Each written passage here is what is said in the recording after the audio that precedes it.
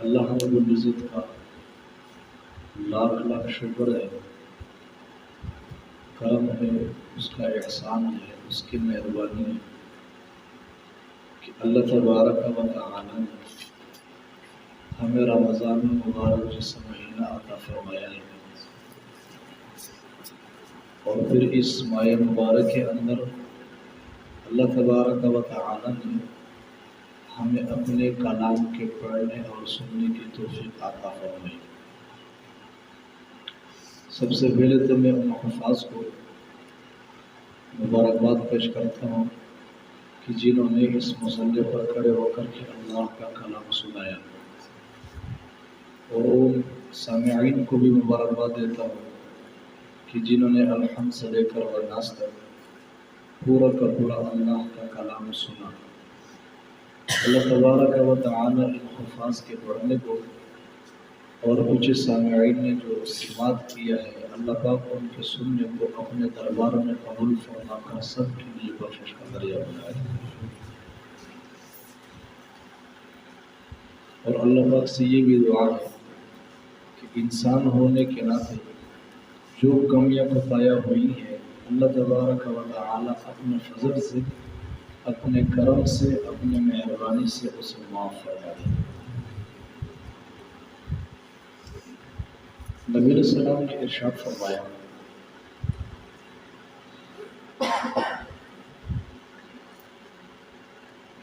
توجہ ہے آپ لوگوں کی؟ نبی علیہ السلام نے ارشاد فرمایا، من صام رمضان ایمانا واحتسابا غفر له ما تقدم من ذنبه۔ فرمایا جس آدمی نے رمضان المبارک کے روزے رکھے ایمان کے ساتھ، ثواب کی نیت سے، فرمایا غفر له ما تقدم من ذنبه، اس آدمی کے پچھلے تمام گناہ معاف ہو گئے۔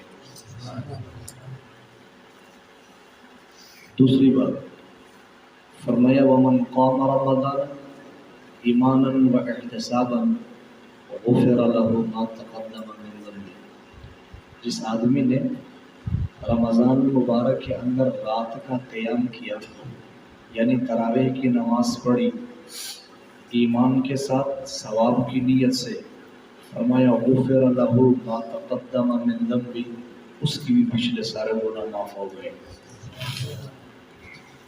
اور فرمایا ومن قام لیلۃ القدر، جو آدمی لیلۃ القدر میں قیام کر لیتا ہے، تراویح پڑھ لیتا ہے، تہجد پڑھ لیتا ہے، ایمانا و احتسابا، ایمان کے ساتھ ثواب کی نیت سے، فرمایا غفر له ما تقدم من ذنبه، اللہ پاک اس کی بھی پچھلے سارے گناہوں کو معاف کرے۔ آسان لفظوں میں اس طرح سمجھے کہ اللہ تبارک و تعالی نے ایمان والوں کو رمضان مبارک کا مہینہ محض ایک بخشش کا بہانہ بنایا ہو۔ یہ تو دو ٹوک بات ہے کہ اللہ تبارک و تعالی نے امت محمدیہ کی بخشش کرنی ہے، اس لیے کہ اللہ پاک نے اپنے محبوب صلی اللہ علیہ وسلم کے ساتھ وعدہ فرمایا ہے، فرمایا وَلَسَوْفَ يُعْطِيكَ رَبُّكَ فَتَرْضَىٰ، محبوب آپ کو آپ کے امت کے بارے میں راضی کر کے رہوں گا۔ یہ اللہ کا وعدہ ہے، اپنے محبوب کے ساتھ ہے، اور اتنی بات یقینی ہے کہ کل قیامت کا دن ہوگا، دونوں جہانوں کا سردار اس وقت تک راضی نہیں ہوں گے جب تک آپ صلی اللہ علیہ وسلم کا ایک امتی بھی جہنم میں رہے۔ امام زین العابدین رحمہ اللہ اس آیت کی تفسیر میں لکھتے ہیں کہ جس وقت یہ آیت اتری وَلَسَوْفَ يُعْطِيكَ رَبُّكَ فَتَرْضَىٰ، تو نبی علیہ السلام نے ارشاد فرمایا، یا اللہ کل قیامت کے دن میں اس وقت تک راضی نہیں ہوں گا جب تک میرا ایک امتی بھی جہنم میں رہے گا۔ اب چونکہ اللہ پاک نے امتی محمدیہ کے بخشش کے فیصلے فرمائے ہیں، وعدہ کیا ہے، اب اس وعدے کو نبھانے کے لیے اللہ تبارک و تعالی نے بے شمار بخشش کے بہانے بنائے ہیں، جن میں سے رمضان المبارک کا مہینہ بھی ایک بخشش کا بہانہ ہے ایمان والوں کے لیے۔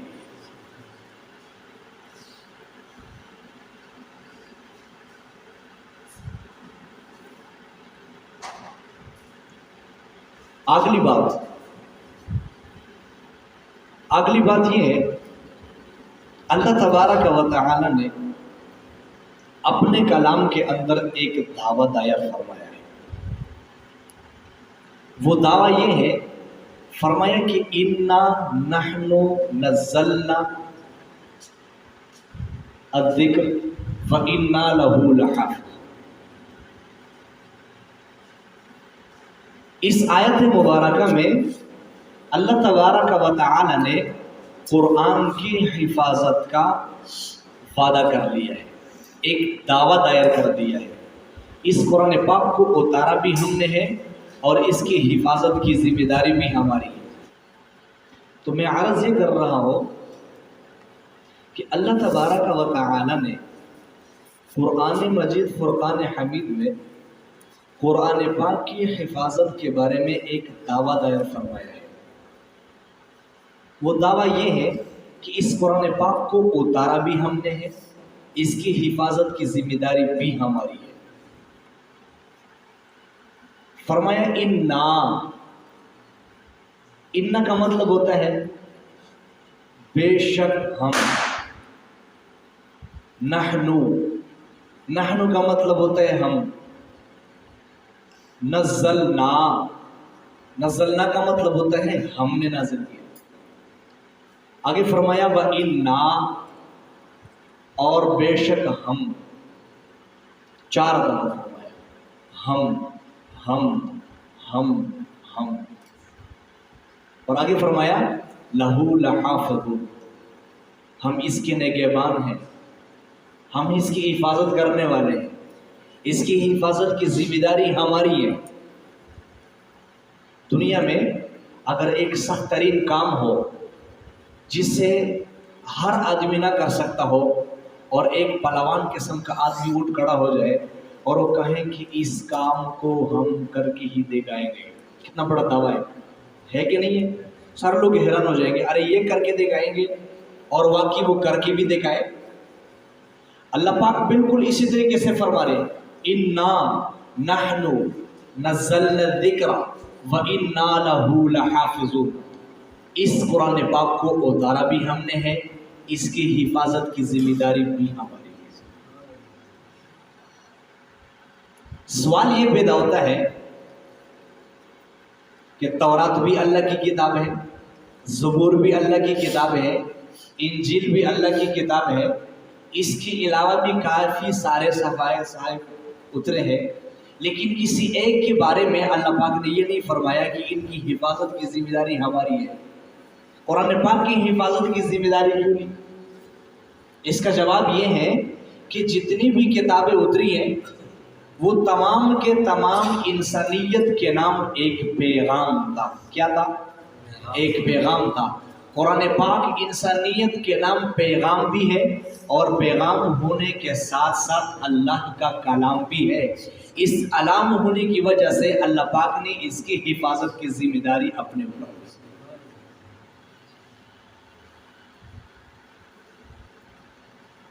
علماء نے قرآن کے تقریباً 55 نام ذکر کیے ہیں۔ یہ 55 نام قرآن پاک کے صفاتی نام ہیں، جس میں 2 ان کے ذاتی نام ہیں۔ نمبر 1 قرآن، یہ قرآن پاک کا ذاتی نام ہے۔ نمبر 2 کتاب، یہ قرآن پاک کا ذاتی نام ہے۔ اس کے علاوہ جتنی بھی اسماء ذکر ہوئے ہیں وہ تمام کے تمام صفاتی نام ہیں۔ اور مزے کی بات یہ ہے کہ اللہ پاک نے قرآن پاک میں ایک مقام پر ان دونوں ناموں کو اکٹھا ذکر کر دیا۔ اِنَّهُ لَقُرْآنٌ کریم فی کتاب مکنون۔ قرآن پاک کا معنی کیا ہے اور کتاب کا معنی کیا ہے؟ قرآن پاک کہتے ہیں بار بار پڑھی جانے والی کتاب، دنیا جہان کی کتابوں کو دیکھ لیں، سب سے زیادہ پڑھی جانے والی کتاب کون سی؟ اور کتاب کا مطلب ہوتا ہے جو کاغذوں پر لکھا ہوا محفوظ کیا جائے۔ اللہ پاک نے دونوں طریقوں سے اس کی حفاظت کی ہے۔ آگے پیچھے تو چھوڑ دے، صرف رمضان مبارک کے مہینہ میں دیکھ لے کہ قرآن پاک کتنا پڑھا جا رہا ہے۔ پچھلے سال ایک حافظ مجھے ملے، کہنے لگے کہ حضرت میں آپ کو اپنے حالات سناؤں، میں نے کہا جی سنائے۔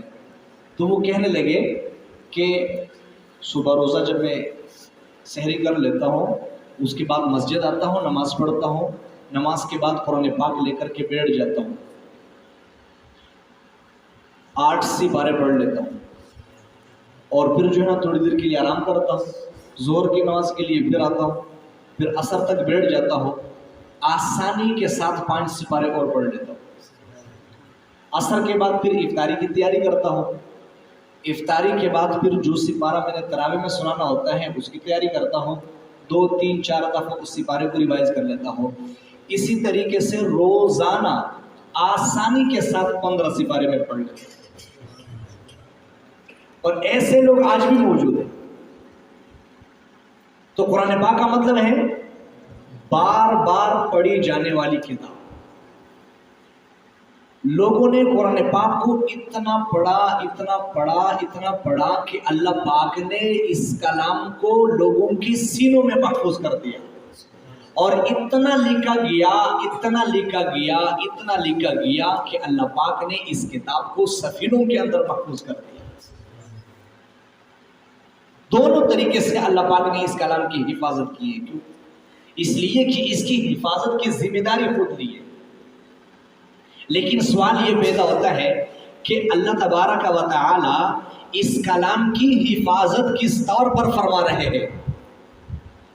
اس پر میں اکثر دفعہ میں ایک مثال دے کر کے بات سمجھاتا ہوں کہ اگر ملک کا ایک بادشاہ ہو اور وہ بادشاہ یہ دعویٰ دائر کر دے کہ ملک کی چاروں سرحدوں کی حفاظت میری ذمہ داری ہے، کیا وہ بادشاہ ملک کی چاروں سرحدوں پر جا کر کے پہرا دے گا؟ نہیں دے سکتا ہے۔ وہ اس ملک کی چاروں سرحدوں کی حفاظت کس طور پر کرے گا؟ اس کے لیے وہ ایک فوج تشکیل دیتا ہے، اور آپ نے بخوبی دیکھا ہے کہ فوج کے اندر ہر قسم کا آدمی نہیں رکھا جاتا۔ رکھا جاتا ہے؟ نہیں۔ اس کی پرسنالٹی اچھی ہوتی ہے، ایبیلٹی اچھی ہوتی ہے، تعلیم، بیک گراؤنڈ مضبوط ہوتا ہے، باڈی اچھی ہوتی ہے، اور پھر آپ نے دیکھا ہے کہ فوجی لوگوں کو اچھی تنخواہ دی جاتی ہے، اچھی غذائیں دی جاتی ہیں، اور پھر بادشاہ اس فوج کے ذریعے ملک کی چاروں سرحدوں کی حفاظت کر لیتا ہے، اور دعویٰ یہ دائر کرتا ہے کہ دیکھو ملک کی چاروں سرحدوں کی حفاظت ہم نے کر لی۔ یہاں پر بھی معاملہ بالکل اسی طریقے سے اللہ تبارک و تعالی نے دعویٰ دائر کیا، ہم نے قرآن پاک کو اتارا بھی ہے اور اس کی حفاظت کی ذمہ داری بھی ہماری ہے۔ اب اللہ پاک اس کی حفاظت کی ذمہ داری کیسے نبھا رہے ہیں؟ اس کے لیے اللہ تبارک و تعالی نے اپنے بندوں میں سے بندوں کا انتخاب کیا ہوا ہے۔ جس طریقے سے فوج کے اندر ہر قسم کا آدمی نہیں رکھا جاتا، اسی طریقے سے ہر آدمی چاہے کہ میں اللہ کے کلام کا حافظ بن جاؤں، اللہ کے کلام کو اپنے سینے میں محفوظ کر لو، ایسا نہیں ہو سکتا۔ یہ اللہ رب العزت کے چنے ہوئے لوگ ہوتے ہیں جن کے سینوں کو اللہ پاک رحمت کی نگاہ سے دے کر کے اپنے کلام کی حفاظت کا منبع بنا دیتے ہیں، منبع اور مرکز بنا دیتے ہیں۔ یہ قرآن پاک بہت بڑی دولت ہے بھائی، بہت بڑا خزانہ ہے، اور آپ نے یہ دیکھا ہوگا کہ جتنی بڑی رقم ہوتی ہے، جتنا بڑا خزانہ ہوتا ہے، جتنی بڑی دولت ہوتی ہے، اس سے اتنی ہی حفاظت کے ساتھ رکھا جاتا ہے۔ ایسے ہے کہ نہیں ہے نا؟ گھروں میں خواتینوں کو دیکھا ہے، ان کے پاس وہ چاندی اور سونے اور زیورات جو چیزیں ہوتی ہیں کیسے سنبھل کر رکھتی ہیں۔ کپڑے کے اندر لپیٹ لیا، پھر چھوٹا سا بکس ہوتا ہے ان کے اوپر، اس میں رکھتی ہیں، تالا لگا دیتی ہیں، پھر بڑے بکس میں رکھتی ہیں، اس سے پھر تالا لگا دیتی ہیں۔ کیوں؟ انہیں پتہ ہوتا ہے کہ یہ قیمتی چیز ہے، اس کی حفاظت ضروری ہے۔ خدا نخواستہ اگر کبھی چھت گرنے کا خطرہ ہو یا سیلاب آنے کا اندیشہ ہو یا کبھی زلزلہ آ جائے اور لوگوں کو گھر سے باہر نکلنا پڑ جائے تو ہماری جو خواتین ہوتی ہیں ان کی سب سے زیادہ نظر اس بکس کے اوپر ہوتی ہے۔ کیوں؟ اس لیے کہ اس میں قیمتی خزانہ ہے۔ اگر کبھی گھر سے باہر نکلنا پڑ جائے تو کم از کم اور کچھ بھی نہ کر سکی، اس بکس کو ہاتھ میں لے کر کے بھاگے گی۔ جس طریقے سے ہماری یہ خواتین اس قیمتی خزانے کو چھت کے نیچے دبنے سے بچاتی ہیں، سیلاب میں بہہ جانے سے بچاتی ہے، زلزلے میں دبنے سے بچاتی ہے، اسی طریقے سے قرآن پاک بڑی دولت ہے، بڑا خزانہ ہے۔ اس کی حفاظت اللہ پاک نے جس سینے کے اندر کی ہے، اللہ پاک سے یہ قوی امید ہے کہ کل قیامت کا دن ہوگا، اللہ پاک اس سینے کی حفاظت جہنم کی آگ سے فرمائے۔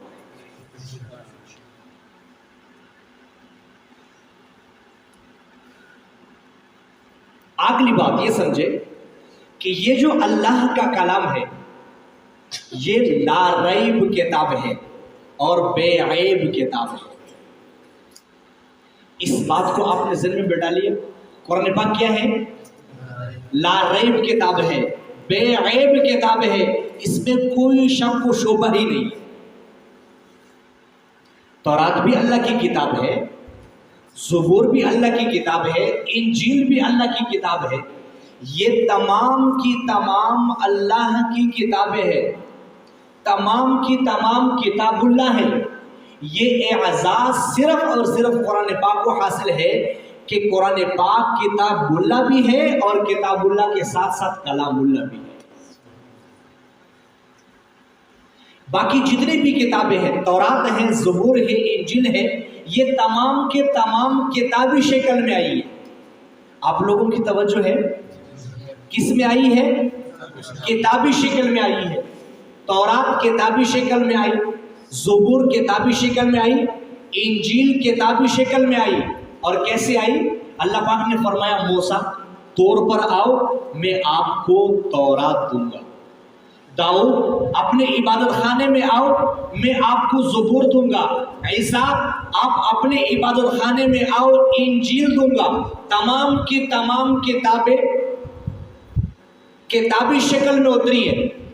کس میں اتری ہے؟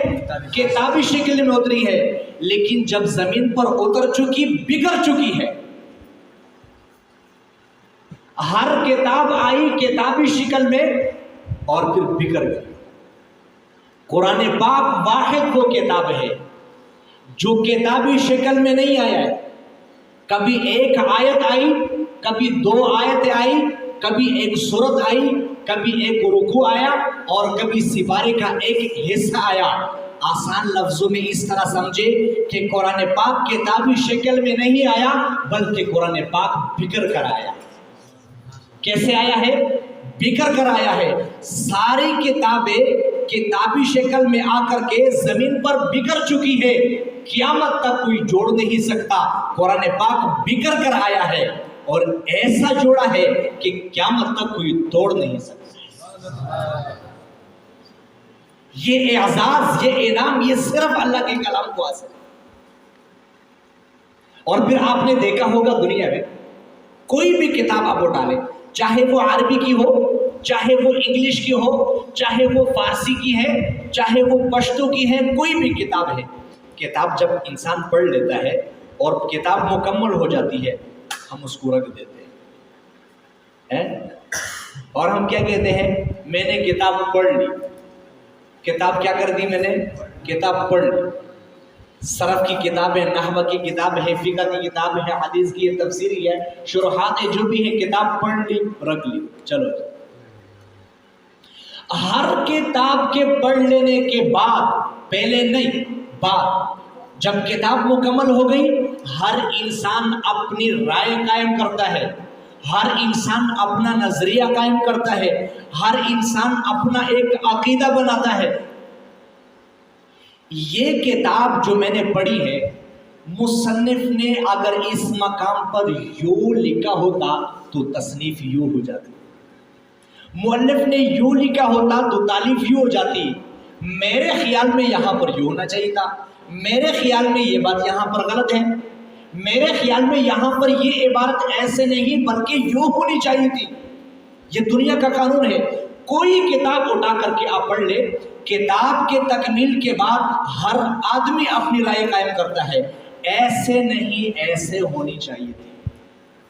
لیکن اللہ پاک نے فرمایا کہ ہر کتاب کے پڑھنے کے بعد تم اپنی ایک رائے قائم کرتے ہو، یہ میری کتاب ہے، یہ میری کتاب ہے، اس کے پڑھنے کے بعد آپ کو کوئی رائے قائم کرنے کی اجازت نہیں، کوئی عقیدہ اپنانے کی اجازت نہیں، کوئی نظریہ اپنانے کی اجازت نہیں۔ فرمایا کہ یہ میری کتاب ہے، نظریہ پہلے قائم کرنا ہوگا، عقیدہ پہلے بنانا ہوگا، کتاب بعد میں پڑھنی ہوگی۔ وہ نظریہ کیا ہے، وہ عقیدہ کیا ہے؟ فرمایا کہ ذالک الکتاب لا ریب فیہ۔ اللہ پاک نے تمام اعتراضات کے راستے ہی بند کر دی۔ ذالک الکتاب لا ریب فیہ، یہ وہ کتاب ہے جس میں شک ہی کوئی نہیں۔ پوری کتاب کوئی پڑھ کے کوئی رائے قائم کر سکتا ہے؟ نہیں کر سکتا۔ ذالک الکتاب لا ریب فیہ، یہ وہ کتاب ہے کہ جس میں کوئی شک نہیں۔ لیکن سوال یہ بنتا ہے کہ یا اللہ، یہ کتاب لا ریب ہے، بے عیب ہے، جی ہاں، لیکن یہ کب سے ہے؟ یہ کچھ نکتے سمجھا رہا ہوں آپ لوگوں کا، اگر آپ کی توجہ ہے آپ کے پاس یاد رکھیں۔ یہ کتاب کب سے لا ریب ہے، کب سے بے عیب ہے؟ اللہ پاک ارشاد فرماتے ہیں کہ جب یہ کتاب لوح محفوظ پر تھی اس وقت یہ لا ریب تھی، جب وہاں سے ہم نے جبرائیل امین کے حوالے کیا تب بھی یہ لا ریب تھی۔ فرمایا جبرائیل امین پر شک نہ کرنا، یہ امین ہے، امین کیا ہے؟ امین ہے نا؟ بہت سارے لوگ ایسے ہیں جو اعتراض کرتے ہیں کہ امین نہیں ہے، لانے میں کوتاہی ہوئی ہے۔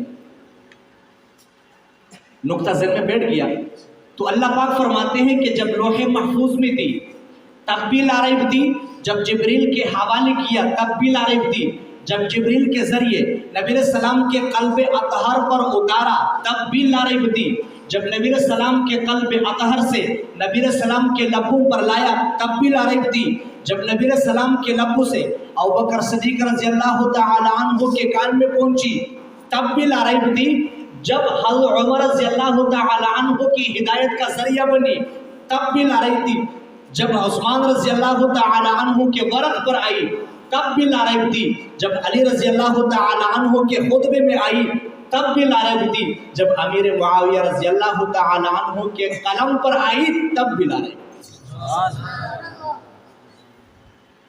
لیکن نکتہ سمجھے، نکتہ یہ ہے کہ اللہ پاک نے یہاں پر اس میں اشارہ ذالک لایا ہے۔ ذالک کا مطلب ہوتا ہے وہ، ایسے ہے نا؟ کیا مطلب ہوتا ہے؟ وہ۔ آگے فرمایا ہے فی، فی کا مطلب ہوتا ہے میں، لیکن آگے ضمیر لایا فی ہی، اس میں وہ، اس میں ایک عام آدمی سمجھے گا کہ یہ تو کوئی دو کتابیں، سمجھے گا نا؟ وہ اور اس میں، یہ دو نہ ہوئی، یہ دو ہوئی؟ نہیں، ایسا نہیں۔ فرمایا کہ وہ کتاب فی ہے، اس میں لا ریب شک۔ نقطہ یہ دیا کہ وہ کتاب جو لوح محفوظ پر تھی وہاں سے لے کر جو آپ کے سامنے پڑی ہوئی ہے لا ریب، اس میں یہ وہ کتاب ہے جس میں کوئی شک نہیں۔ بات سمجھ میں آ گئی؟ یہ وہ کتاب ہے آپ کے پاس پڑھی ہے نا، یہ وہ کتاب ہے جو کہاں پر تھی؟ لوح محفوظ پر، وہاں سے لے کر یہاں تک اس میں کوئی شک نہیں۔ رد ہو گیا نا ان کا؟ جو سمجھتے ہیں وہ سمجھ گیا نا کہ ان کا رد ہو گیا۔ 40 تو نہیں بنے نا، پھر وہی 30 ہے نا۔ وہاں پر بھی محفوظ تھی، जिब्राइल के हाथों में भी महफूज थी, नबी सलाम के कल्ब अतहर में भी महफूज थी, अबू बकर सिद्दीक़ रज़ियल्लाहु तआला अन्हु के पास भी महफूज थी, उमर, उस्मान, अली, अमीर मुआविया रिज़वानुल्लाह अलैहिम अजमईन तमाम सहाबा किराम के पास मौजूद थी और महफूज थी। आज हमारे सामने जिस हालत में पड़ी हुई है तब भी महफूज है। इसलिए फरमाया इन्ना नहनु नज़्ज़लना ज़िक्रा व इन्ना लहू लहाफ़िज़ून, इसको उतारा भी हमने है और इसकी हिफाजत की जिम्मेदारी भी हमारी है। जब कुरान पाक को अल्लाह पाक ने मुकम्मल करना था, आखिरी हज का मौका है, हुज्जतुल विदा, नबी सलाम ऊँटनी पर सवार है, आराफात का मैदान है, नुज़ूल की इत्तिबार से आखिरी आयत है, आखिरी आयत। अल्लाह पाक ने इरशाद फरमाया अल-यौमा अकमलतु लकुम दीनकुम व अतममतु अलैकुम निअमती व रदीतु लकुमुल इस्लाम दीना। महबूब, जो कुछ आपको देना था पूरा का पूरा आपके हवाले कर दिया, उम्मत तक पहुंचा, दीन कामिल हो गया, मुकम्मल हो गया, दीन मुकम्मल हो गया। इसके बाद नुक्ता समझना है, ठीक है, और फिर मैं अपनी बात को मुकम्मल करता दुआ करते हैं। दीन मुकम्मल हो गया, अकमल हो गया, ये अकमल क्या चीज़ है? इस अकमल का क्या माना है? अकमल कहते हैं, देखिए ना, जब कोई काम पूरा हो जाए, क्या कोई काम पूरा हो जाए तो लोग कहते हैं काम मुकम्मल हो गया। क्या कहते हैं? काम मुकम्मल हो गया, काम मुकम्मल हो गया। लेकिन अगर एक आदमी इतने यकसुई के साथ काम कर लेता है, दिल जमी और दिल लगी के साथ काम कर लेता है, जब काम पाए तकमील को पहुंच जाए और वो किसी को बुला करके ले आए और उनसे कहे ये जो मैंने काम किया है आप इसमें कोई नुक्स ढूंढे, कहीं पर मैंने कोई कभी कोताही तो नहीं की, और वो कहें कि अरे इसमें कौन सी ऐसी जगह है जहां पर मैं आपको कमी बतलाऊं, यहां तो कोई कमी नजर ही नहीं आती, ऐसे काम को कहते हैं कि अकमल हो गया। क्या हो गया? अकमल हो गया।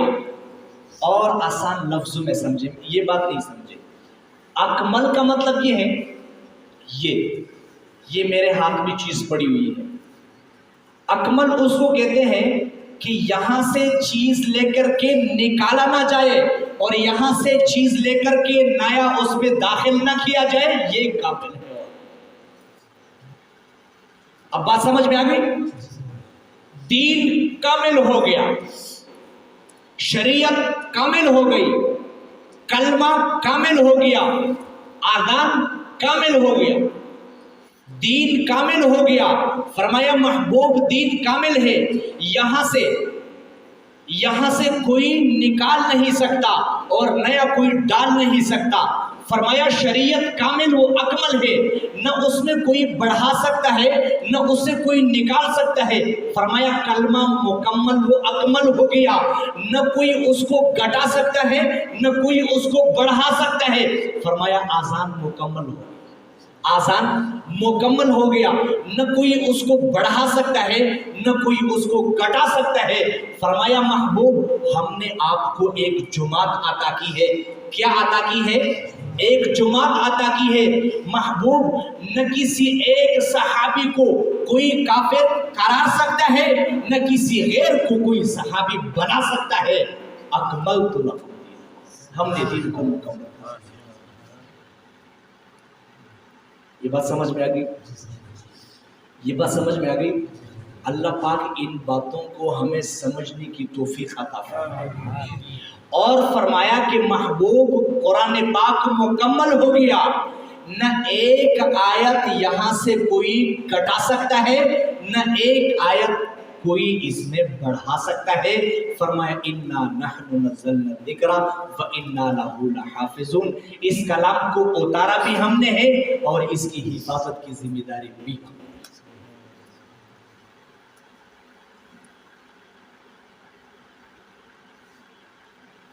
दो हदीसें बयान कर रहे हैं। नंबर एक, नबी सलाम ने इरशाद फरमाया کہ جو آدمی اپنے بچوں میں سے کسی ایک بچے کو قرآن پاک سکھا دیتا ہے، حفظ نہیں، سکھا دیتا ہے، صحیح طریقے سے پڑھنے والا اپنے بچے کو بنا دیتا ہے، کل قیامت کے دن اللہ پاک اس بچے کے والدین کو ایک اعزاز، ایک انعام عطا فرمائیں گے۔ وہ اعزاز، وہ انعام یہ ہے کہ ان کے سر پر ایک تاج رکھا جائے گا، عزت کا ایک تاج رکھا جائے گا۔ اس تاج کی اتنی روشنی ہوگی کہ دنیا کے اس سورج کی روشنی اس کے سامنے مدھم پڑ جائے گی۔ یہ انعام کس کو دیا جا رہا ہے؟ ان والدین کو دیا جائے گا جنہوں نے اپنے بچے کو قرآن پاک صحیح سکھا دی۔ دوسری حدیث، نبی علیہ السلام نے ارشاد فرمایا کہ ایک حافظ قرآن جس نے الحمد سے لے کر وناس تک اللہ کے کلام کو اپنے سینے میں محفوظ کر لیا، کل قیامت کے دن اللہ تبارک و تعالی اس حافظ قرآن کو یہ انعام اور یہ اعزاز عطا فرمائیں گے کہ آپ اپنے خاندان میں سے، کہاں سے؟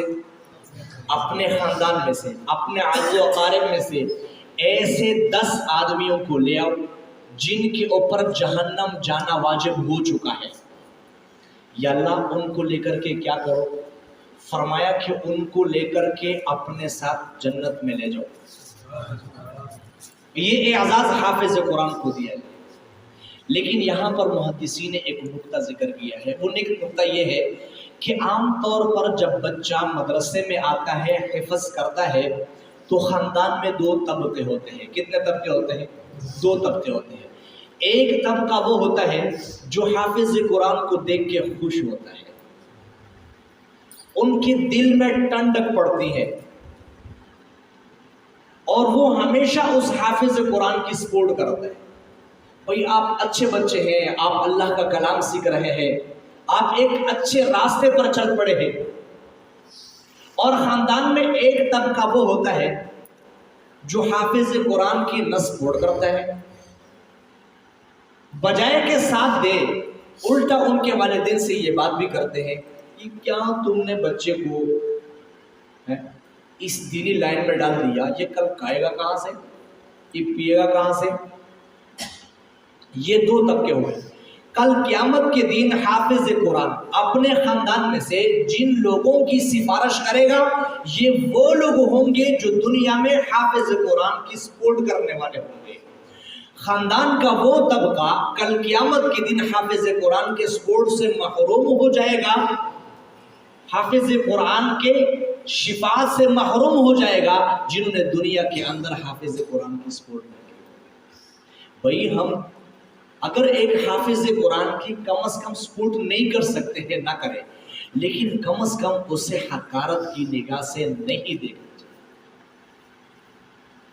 میں دعوے سے کہہ سکتا ہوں کہ اگر کوئی طالب علم قرآن پاک سیکھنے آیا ہے، یہ اس وقت اللہ کا بڑا ولی ہے، اس کی ولایت پر کوئی شک مت کرو۔ میں یہ کہہ سکتا ہوں کہ استاد کے ولی ہونے میں شک ہے، پتہ نہیں استاد ولی ہے کہ نہیں ہے، لیکن طالب علم کے بارے میں اللہ کے نبی نے فرمایا کہ یہ وہ ہستی ہے جن کے پاؤں کے نیچے اللہ کی نورانی مخلوق فرشتے پر بچھاتے ہیں۔ ارے جس کے پاؤں کے نیچے فرشتے پر بچھائے، کیا وہ اللہ کا ولی نہیں ہو سکتا ہے؟ اللہ کا ولی نہیں ہو سکتا ہے؟